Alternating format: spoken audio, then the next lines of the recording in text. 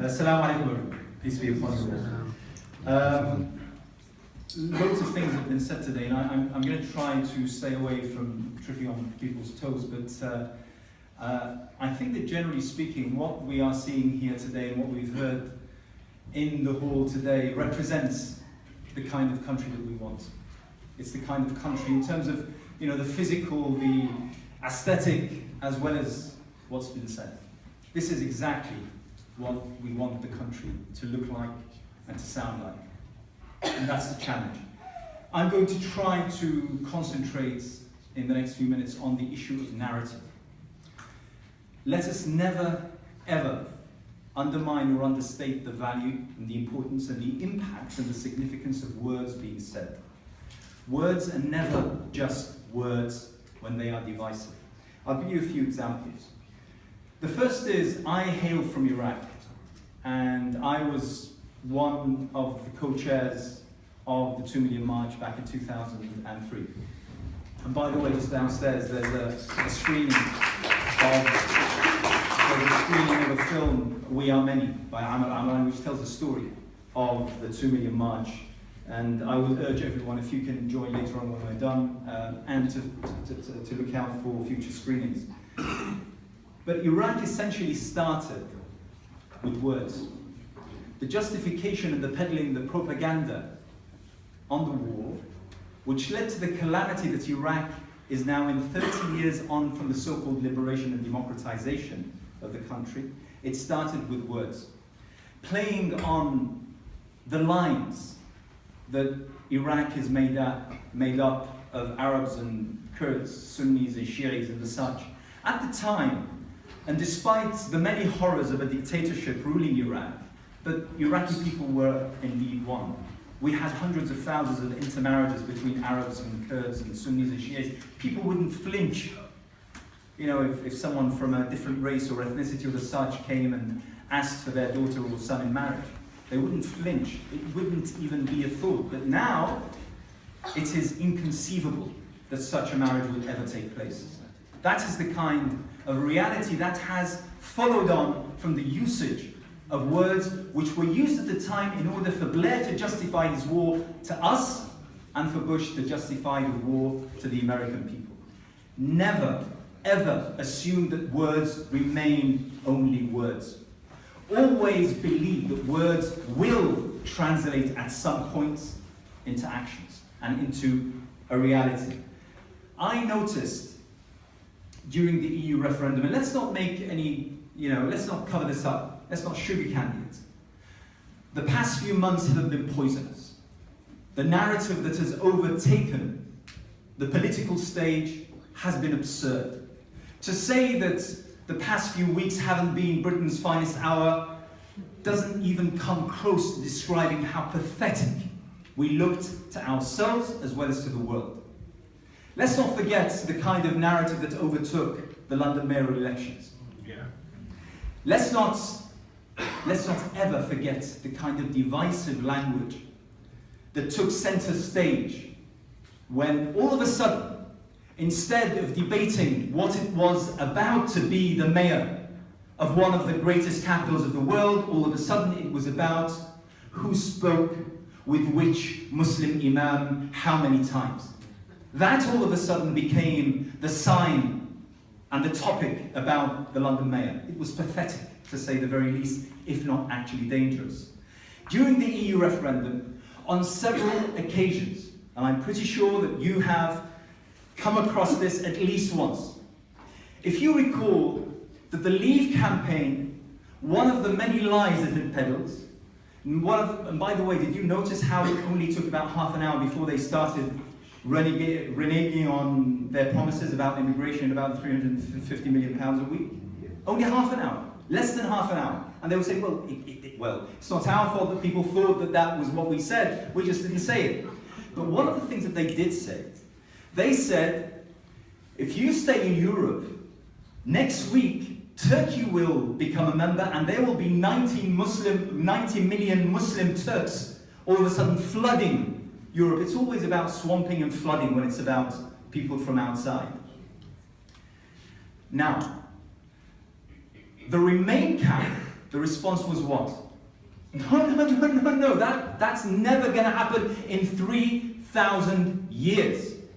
So instead of saying, well, what's wrong with the union getting bigger and potentially stronger? Rather than saying that, both sides were playing the very same card, asserting in the audience's mind that anyone who happened to be a Turk or a Muslim was somehow a threat, somehow a danger, somehow something to be looked down upon and seen as a threat. That language means a lot, and it's a language that we need to eradicate. One of the words that I tell young Muslims in the workshops and training sessions that we talk about, and it's a word that we've heard even today. It's a word that we need to banish. And the word is integration. We do not need to use the word integrate. I don't understand what the word means, and I'm a linguist. It means absolutely nothing. It's a word that is used by politicians to justify their failures on every single level. Integration is a bad word. Let's never, ever pile the pressure on someone who has just arrived and say, you have to integrate, when there's no manual to say exactly what integrate means, what it looks like, what it sounds like, what they need to do, where they need to go, how they need to dress, what they need to do in terms of their lifestyles in order then to be deemed by the political class to be sufficiently integrated and then accepted within the fold of society. It's a word that means nothing. It's a word that means nothing because it's not me who can ever be allowed to say, I am now integrated. It's for society to deem me whether I've been worthy of having the label integrated or not. And that is dangerous. So let's banish the word. It's a bad word and it needs to be done away with. Just a couple of points and I need to finish. When we talk about institutionalized racism, I addressed a convention in America just a few months ago, an event with Black Lives Matter. And I pointed out to a statistic that took me by surprise when I was preparing for that particular speech. It turns out that during the term of the first Black American president, more Black Americans were killed at the hands of white police officers than ever before, even during the time of the civil rights movement.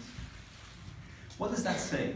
It says that it doesn't matter who's in the White House, black or white, woman or man, this race or that, it doesn't matter. There is a system that needs to be repaired.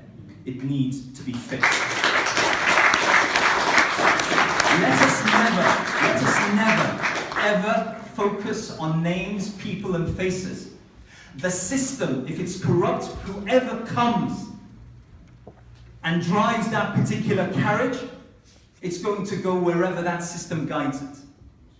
It's about fixing the system, and the system we have at this moment of time is one that is broke. The last thing I want to leave you with is something on a very personal level. A few weeks ago, I and my wife watched on YouTube an incredibly fascinating clip about an experiment